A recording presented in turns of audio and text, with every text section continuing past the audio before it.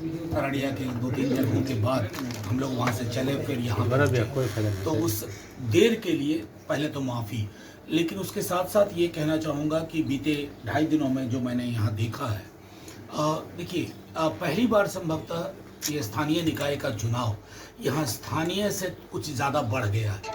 ये बिहार के बारे में भी सोचने लगा है, देश के बारे में भी सोचने लगा है। और एक जो स्पष्ट तौर पर जो मेरा आज की भी 3 मीटिंगों से ये जाहिर हुआ, और पहले भी, कि लोग धनबल को नकारना चाहते हैं। लोग ये चाहते हैं कि इस चुनाव के चरित्र को भी, क्योंकि इस चुनाव के बारे में आप मीडिया के साथी भी जानते हैं कि किस प्रकार की चर्चा होती है।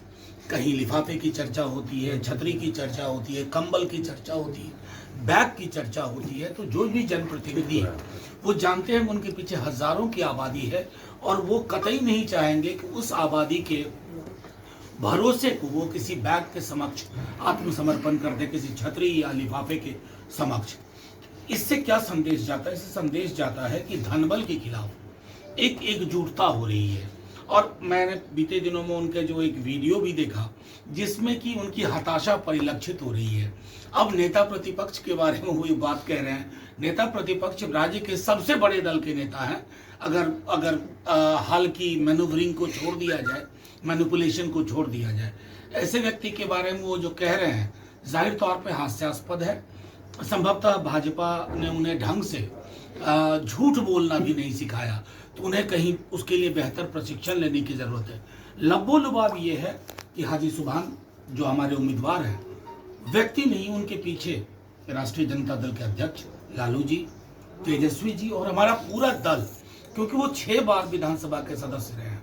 उनकी कतई इच्छा नहीं थी, लेकिन हमें इस चुनाव को सीमांचल में एक संदेश देना था, और वो संदेश था कि क्या जनशक्ति धन शक्ति के आगे हारेगी या जनशक्ति जीतेगी। और उस संदेश को देने में मैं यकीन के साथ कहता हूं कि हम कामयाब होंगे।